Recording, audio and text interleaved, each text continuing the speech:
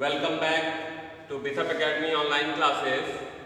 Today we have to study the third chapter of history, that is rural settlements under the company ruling the countryside.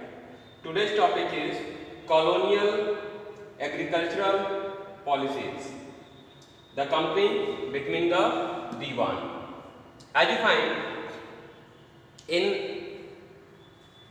Turk period, that is in Sultanate period, the Jagirdar established in our country, which have huge Jagirs, and when Mughal came, they changed the system of this Jagirdari to Mansabdari.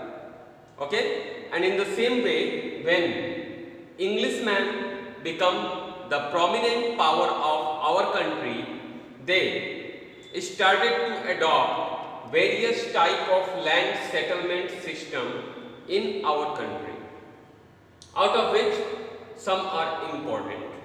As you know, in the previous classes, that in the Treaty of Allahabad, East India Company get authority to engage in collection of revenue from Bengal, Bihar and Odisha. Okay, so how the revenue get collected? So at that time they introduced the very first system which come to be known as the bead system or Ijardari system, which is the familiar system of that time. Even company itself working as a bidder, means it paid 3,000 rupees per annum to Mughal emperor in exchange of exemption from duties of trade in India. Okay, so in the same way, when the company get right to collect revenue, it contacts some persons within the country which are capable of collecting revenue.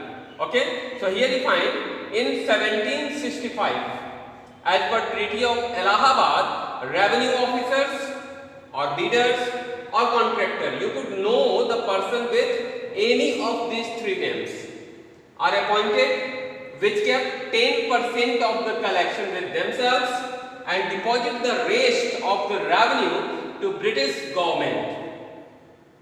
Warren Hastings started to allot land to highest bidder. As you find, when these persons started to get this benefit of 10%, more and more people tried their best to get this opportunities of collection revenue, and that's why Warren Hastings started a system to allot this bid to those persons which provide them higher percentage of the revenue, more than 10% of revenue. With the passage of time, the company need more revenue as the administration become enlarged, so they introduced the new system which comes to be known as the permanent settlement. In this settlement, they started to establish Jamindar, which are equivalent to Jagirdar of Sultanate period. These Jamindars are considered as the owner of land, and from there the East India Company collect its revenue. Okay, it is also the 10% of the production. Okay, third system that introduced in our country is Rayatwari system. In this system, the land revenue was taken from the Rayats, which are the farmers or the cultivators directly. Under this system, the land revenue was increased after every 20 to 30 years. People of a particular area are ready to contribute to British government or East India Company. Now the next settlement is Mahalwari settlement, under which it is also known as village system. Mahal, it is a village. Okay, government could increase revenue whenever it desired. So here you find all these systems come one after another and benefited both the Indian peasants and the company itself. How? You could see it here. When we talk about the very first system of the beat system or Ijardari system, advantage, government got enormous wealth through revenue. Before this time, company earned amount only through profit of trade, but now it get taxes also, which provided enormous wealth. Disadvantage, contractors collect more revenue from the farmers and paid little attention to an improvement of the land or agriculture. No effort has been made to strengthen agriculture in India by these bidders or contractors or officers, due to which the new system introduced by Britishers for prosperous collection of revenue. Among them, the second system, the permanent land settlement system, introduced. Under this system, as you already know, the zamindars become the owner of the land, and it benefited mostly zamindars. As you find here, government got enormous wealth permanently. Okay, periodically they get revenue. Okay, agricultural production increased due to the involvement of this zamindar in production activities. They tried their best to increase the production because increasing production become beneficial for these zamindars.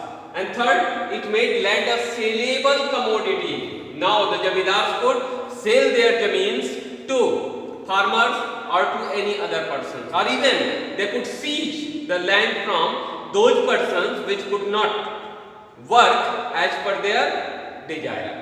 Disadvantage of the system, condition of the peasant become more pitiable as you study in your previous classes the study of Poos ki Raat.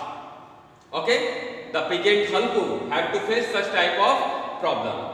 Along with it, it could not meet the increasing demand of companies' administrative expenses, as the revenue which comes from permanent settlement is fixed, and the expense of companies' administration increased day by day as it tried its best to control all country.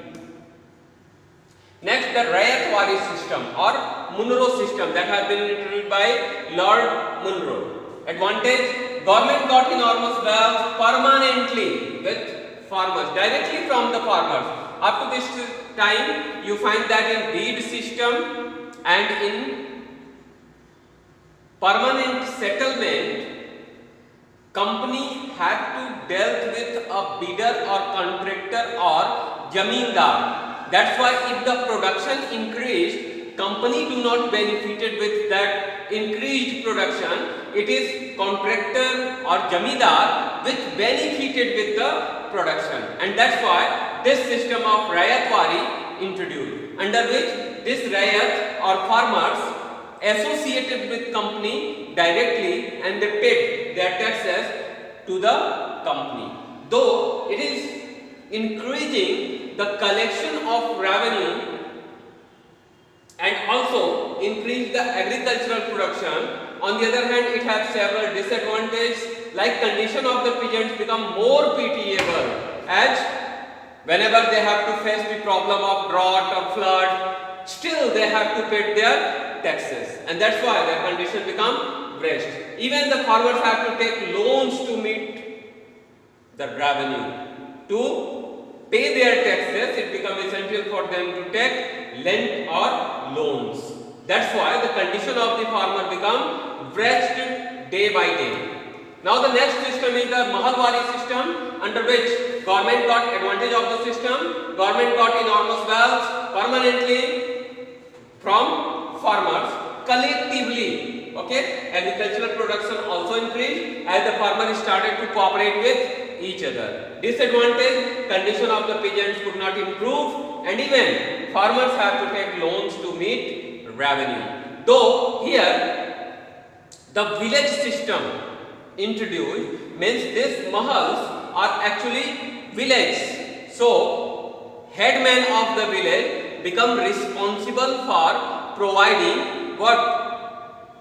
Revenue to the government, and due to it the system of collective responsibility emerged, and that's why people started to cooperate with each other, which become very helpful in increasing national sentiment among people. Now we reach at the last of this topic. You have to study the book, and if you have some confusion remain with you, you could comment over that in WhatsApp group.